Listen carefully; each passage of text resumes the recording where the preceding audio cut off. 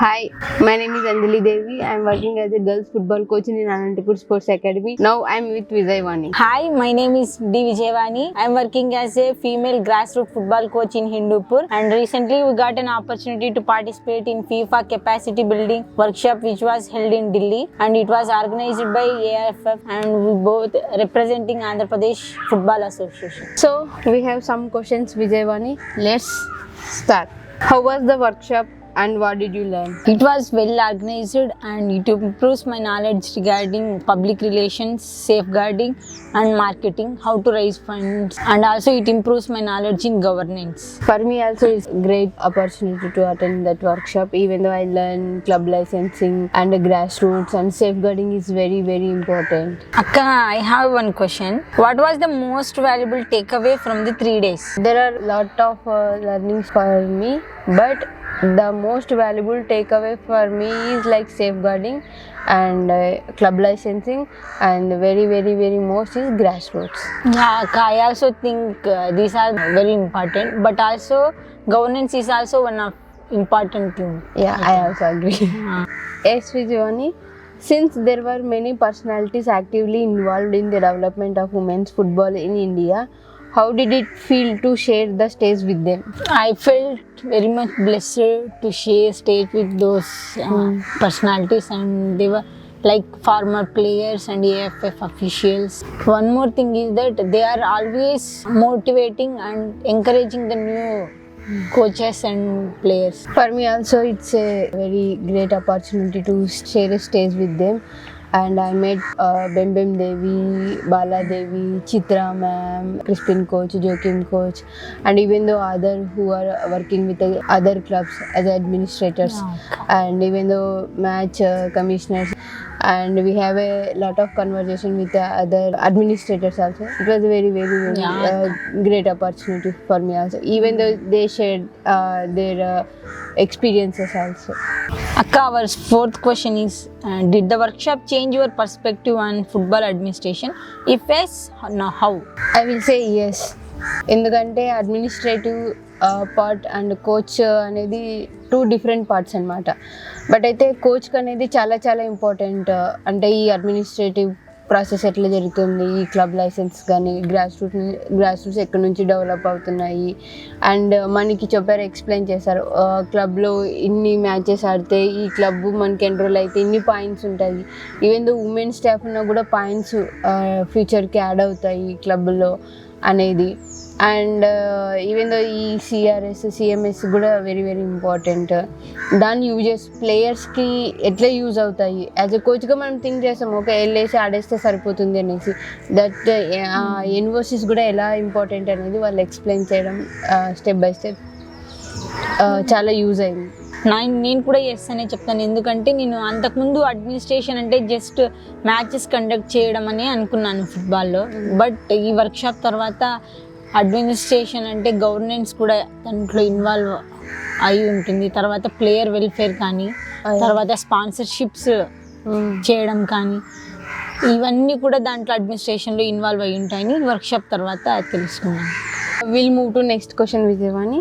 How do you plan to apply these learnings in the future, especially at the grassroots level?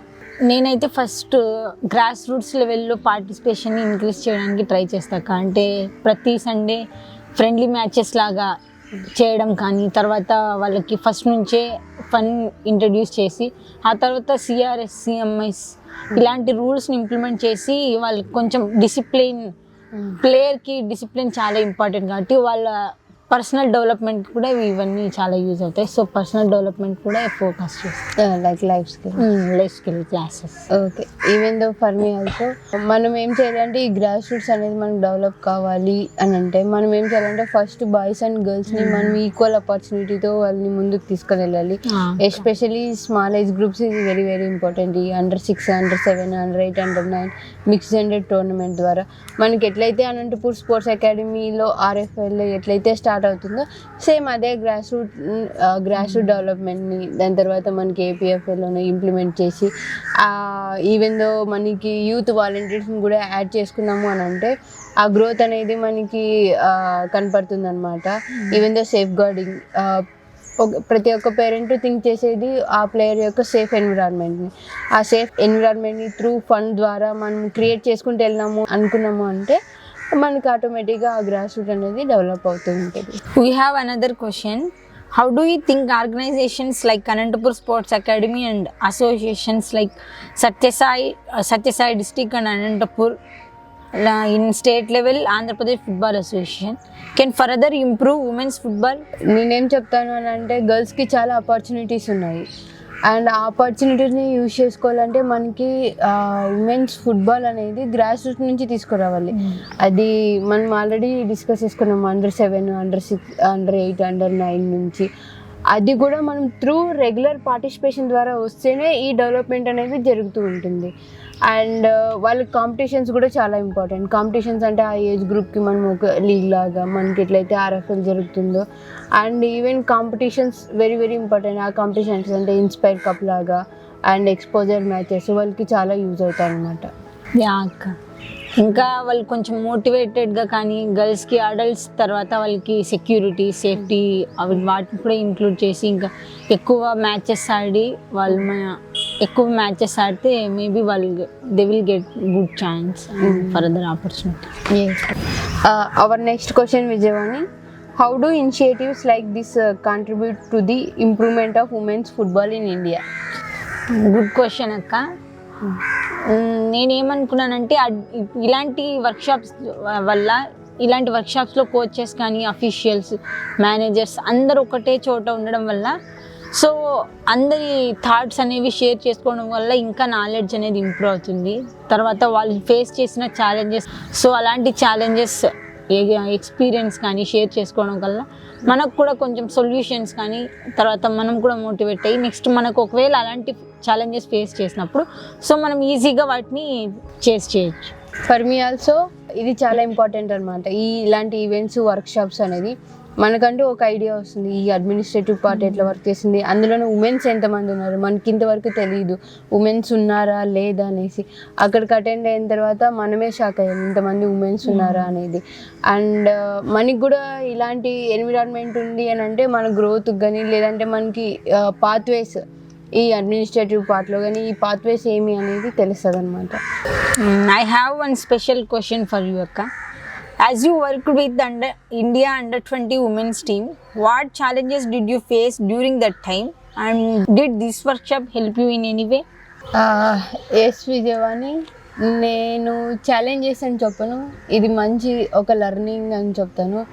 ఎందుకంటే అక్కడికి వెళ్ళిన తర్వాత administrative part అనేది నాకు కొత్త అనమాట. కానీ ఒక ఈవెంట్ని ఆర్గనైజ్ ఎలా చేయాలి అనేది నాకు తెలుసు అనమాట. కానీ ఈ వర్క్షాప్ తర్వాత నాకు ఒక మంచి కాన్ఫిడెంట్ అనేది వచ్చింది. అంటే నేను ఎట్లా ఈ అడ్మినిస్ట్రేటివ్ పార్ట్లో వర్క్ చేయొచ్చు అని నాకంటూ ఒక ఎక్స్పీరియన్స్ వచ్చింది, ఒక లెర్నింగ్ ఉంది.